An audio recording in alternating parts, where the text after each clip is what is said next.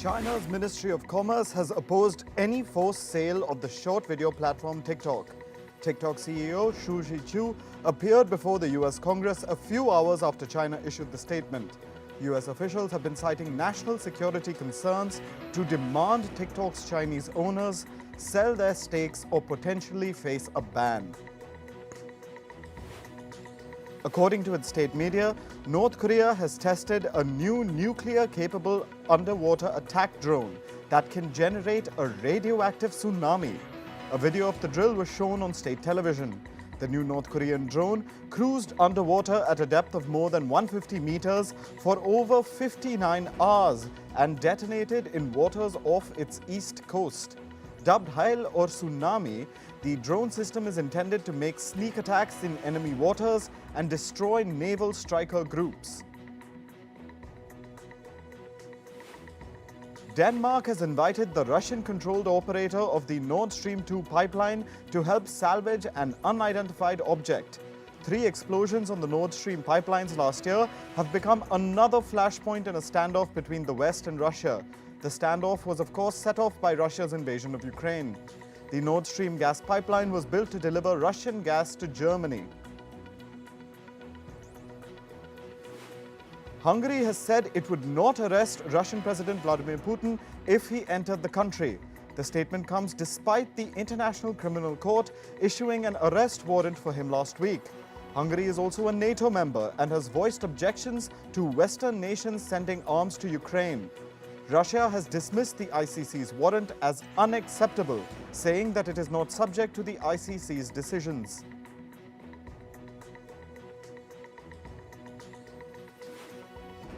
Slovakia has handed over the first 4 MiG-29 jets it has pledged to donate to Ukraine. The rest of the fighter jets are set to be delivered in the coming weeks. NATO member Slovakia joined Poland in announcing the delivery of jets to Ukraine last week. Slovakia has pledged to donate 13 Soviet-made fighter jets in all.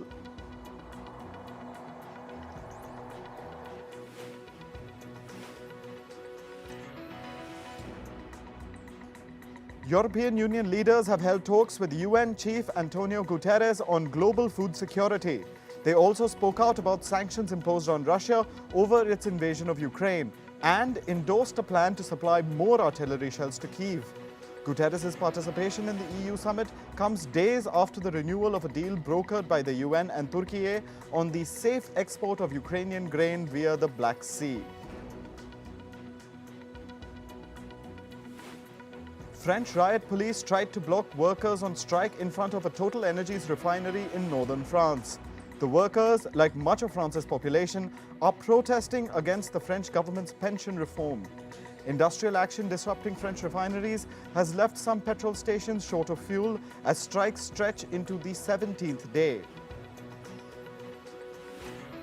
Hundreds of Greek workers gathered outside the French embassy in Athens to show support for striking workers in France over the pension reforms. They were joined by French nationals living in Greece. Demonstrations and strikes continue across France over President Emmanuel Macron's plan to raise the pension age. There's also a steep increase in the number of violent clashes between protesters and the French police.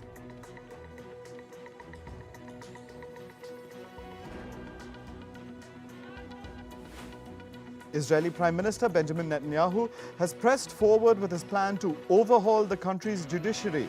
Netanyahu also summoned Defense Minister Yoav Gallant after reports the top-level cabinet member wanted to call a halt to the planned overhaul. Israeli media said Gallant had planned to make a statement seeking to stop the reforms in the name of maintaining order in Israeli military ranks. British Prime Minister Rishi Sunak welcomed his Albanian counterpart Edi Rama to 10 Downing Street yesterday. Sunak and Rama said they would discuss both countries' efforts to stem illegal migration. According to the British government stats, Albanians made up 42% of people heading to Britain on small boats between May and September last year. Sunak said the pair would also discuss economic cooperation, trade and security. China has granted a rollover of $2 billion State Administration of Foreign Exchange safe deposits to Pakistan for 1 year. It was one of the requirements of the International Monetary Fund before granting Pakistan a bailout. The rollover was crucial for meeting external financing needs in order to move towards striking the much-awaited staff-level agreement. Around 295 people have been rescued from a fishing boat intercepted 104 miles from the eastern coast of Italy's Calabria region. Meanwhile, about 450 were rescued from another fishing vessel 115 miles east of Syracuse in southern Sicily. Italy's migrant sea rescue operations have come under scrutiny since a February 26 shipwreck just off Calabria's coastline. 88 people had died and more than 10 still remain missing. Cyclone FREDDY has caused widespread destruction in Malawi. The cyclone has dumped 6 months' worth of rainfall in just 6 days in the southern part of the country. The death toll in Malawi is now 449, while 350 people remain missing. Cyclone FREDDY destroyed over 117,000 hectares of Malawi's farmland. The price of the staple crop corn has gone up by 400%. The number of monarch butterflies wintering in Mexico has dropped by 22%. Frost and extreme weather conditions in the US have led to the decline. The species migration has also been impacted by drought and the use of pesticides. Monarch butterflies' favored wintering grounds reported a loss of trees. A forest fire raged in eastern Spain on Thursday. Emergency evacuation in 3 villages forced thousands to leave. Emergency services have set up refuge and field hospitals. The fire has burned around 100,000 hectares of land. 10 airplanes have been putting out the flames. Military firefighters have been deployed to control the wildfire. King salmon fishing along America's west coast faces a ban. Fish populations have declined drastically after years of drought. Commercial and recreational salmon fishing in California and Oregon may be banned. The ban would be a blow to fishermen, restaurants and the hospitality industry. The Pacific Fishery Management Council is set to take a decision on April 7th. NASA has reported that global sea levels rose by 2.8 millimeters between 2021 and 2022. The amount of water can fill up to 1 million Olympic-sized swimming pools. The annual rate of rise has increased from about 2 millimeters in the 1990s to about 4.3 millimeters today. Analysts estimate that sea level rise will hit 6.6 millimeters by 2050. An exhibition in South Africa explores the destruction of wildlife. Titled End of the Game, the exhibition focuses on African hunting at the end of the 19th century. The display explores aesthetic and documentative perspectives. American photographer Roger Ballen highlights the destructive ties between man and nature. A new EU regulation will help reduce greenhouse gas emissions from the shipping sector. The agreement will promote the use of cleaner fuels and energy. The target is to reduce net greenhouse emissions by at least 55% by 2030. Waterborne transport generates 3 to 4% of total carbon dioxide emissions in the EU. Farming has been found to cause more than a quarter of the pollution in the UK's cities. Rural agriculture leads to particle pollution in cities in the UK. Particle pollution from the rest of Europe is also affecting Britain. Farming is reportedly the main cause of springtime smog that affects Western Europe each year. Shares of Jack Dorsey's payment firm Block have plummeted amid accusations that the company fudged its user numbers and customer acquisition costs. A report from short seller Hindenburg Research says that 40 to 75% of accounts they reviewed were either fake, involved in fraud, or additional accounts tied to a single individual. Dorsey's fortune plunged by $526 million on Thursday, his worst single-day decline since May. Ford Motors has said that it's expecting to incur a $3 billion pre-tax loss in its electric vehicles business. The projected loss was revealed during a briefing for analysts. The company, however, expects its first generation of EVs to be profitable. CFO John Lawler said that the automaker will have the capacity to build 600,000 EVs by the end of 2023. According to media reports, the Life Insurance Corporation of India is mulling caps on its debt and equity exposure to companies. This comes as the company is looking to lower risk concentration in its investments. LIC had been criticized for its massive investments in private companies earlier this year. The move will further limit the insurer's exposure and strengthen its investment strategies.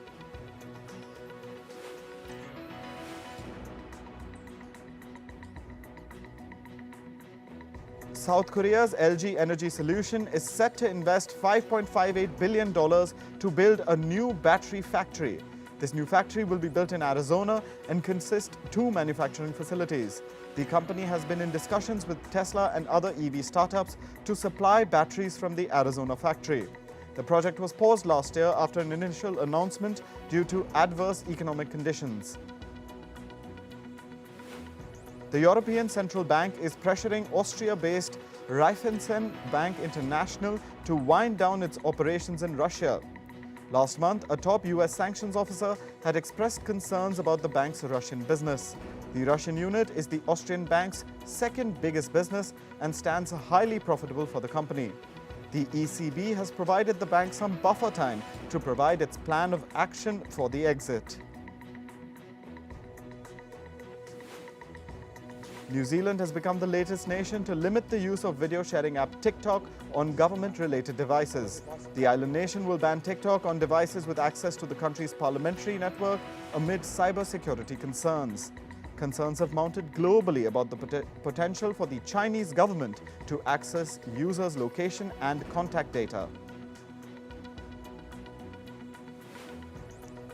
Twitter has announced that Twitter Blue is now available for purchase globally. Twitter Blue is the company's paid monthly subscription plan that offers early access to select features. It also said that the cooling off period for new accounts to buy Twitter Blue has now been reduced to 30 days from the earlier 90 days.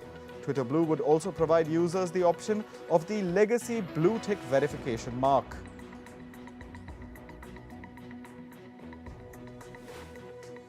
Meta has been sued by a school board in the company's home county. The lawsuit alleges the company of addicting students to its social media platforms, leading to mental health issues. The social media giant faces a plethora of lawsuits, accusing it of designing its platform to be addictive and harmful for minors. France's National Assembly has approved the use of AI-powered video surveillance during the 2024 Paris Olympics. The government has said that it would help detect abnormal behavior or crowd surges and help maintain safety during the Olympics next year. Civil rights groups have long been warning the government against it. They argue that the use of such AI technology poses a threat to civil liberties. The governor of the US state of Utah has signed 2 laws intended to restrict social media use by minors. With the move, Utah becomes the first US state to require parental permission for anyone under 18 to use platforms like Instagram, TikTok, and Facebook. The 2 bills were passed by Utah's Republican-controlled legislature earlier this month. They're also meant to make it easier to sue social media companies for damages. Star boxer Nikhat Zareen has reached the World Boxing Championship 50 kg category final, assuring India of a silver at the very least.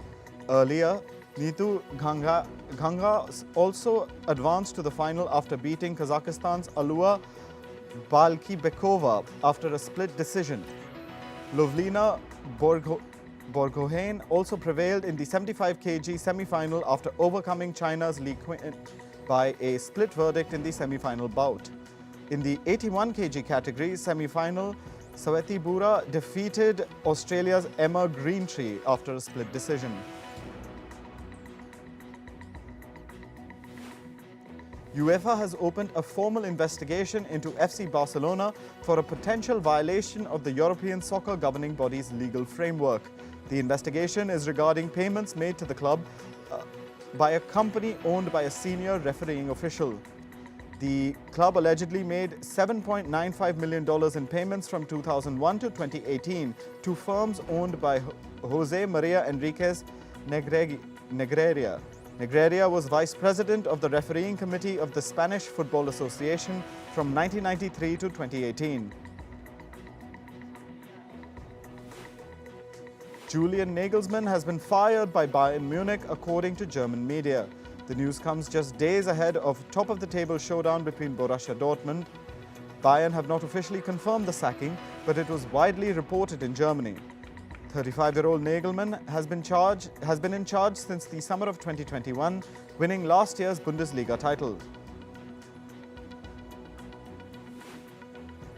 The deadline for interested parties to submit new bids to buy Manchester United has been extended. It was originally set for 2100 GMT on March 23rd. The only two bidders to declare their interest, Ineos owner Jim Ratcliffe and Qatari banker Sheikh Jassim, requested the deadline to be extended as they're yet to submit revised bids to buy the club. It's not clear when the new deadline is for Ratcliffe and Jassim to submit their bids.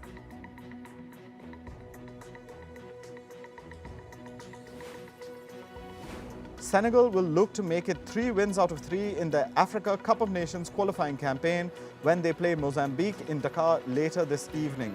The defending champions need to win 2 more matches to ensure their spot in next January's tournament in the Ivory Coast. Aliou Cisse's side will be relying on Sadio Mane's firepower, with the Bayern Munich striker scoring all 4 of Senegal's goals in this qualifying campaign. Kylian Mbappé has addressed his first press conference as the French football team's new captain. Mbappé said that his main role as France captain will be to link the old and the new generation of players in the squad. Mbappé was named France captain to replace Hugo Lloris on Tuesday. The decision was taken after the 36-year-old goalkeeper announced his international retirement in January.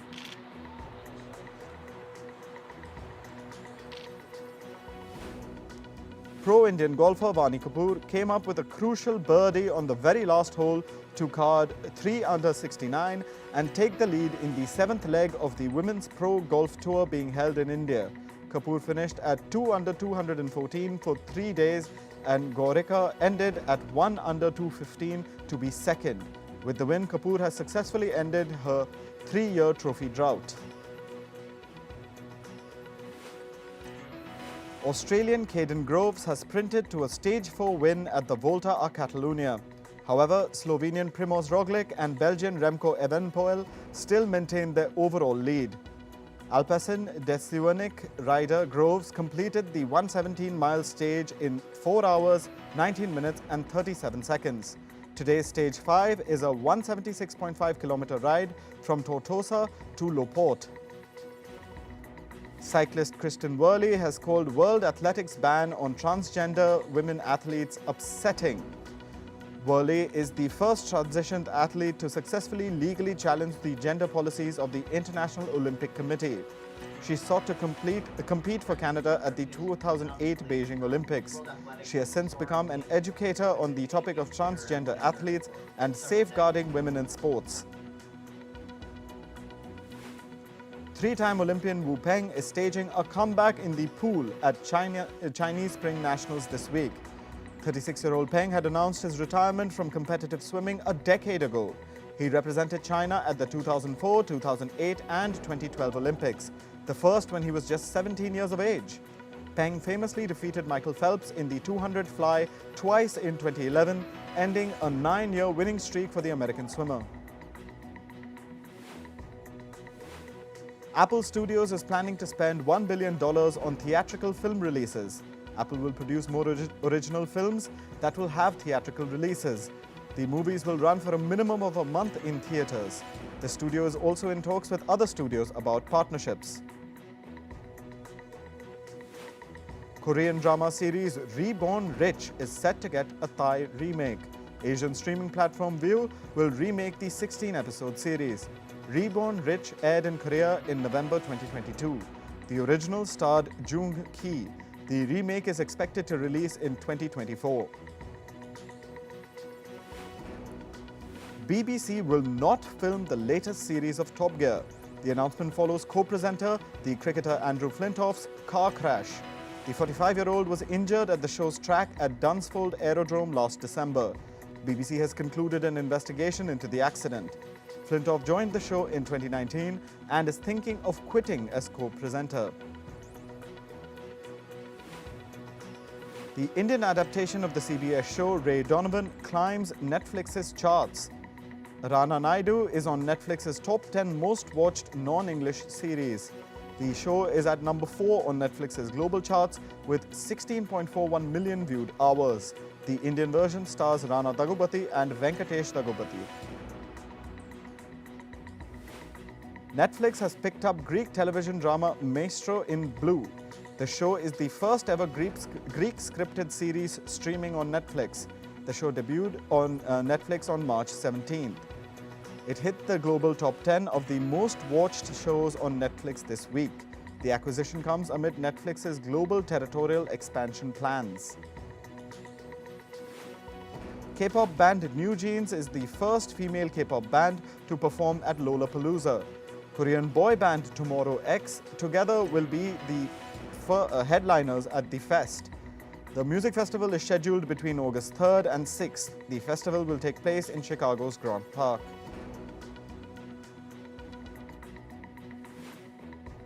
Italian singer Andrea Bocelli performed at New York's Times Square. He sang the song Amazing Grace for fans. The 64-year-old was promoting his film The Journey, a music special from Andrea Bocelli. He was accompanied by his wife. The film will release on April 2nd. The release date for the Lord of the Rings Gollum video game has been announced. The video game will be released on May 25th. The game will be available for PlayStation 4, PlayStation 5 and the Xbox One. Developer Daedalic Entertainment announced the launch date in a press release. God of War Ragnarök wins 14 awards at the Game Audio Network Guild Awards. Audio of the Year, Best Original Song are among the awards won by the video game. The video game bags more than half of the awards. The awards celebrate music, dialogue and sound design of the year's greatest games. Bruce Willis and his wife Emma Heming Willis have renewed their wedding vows.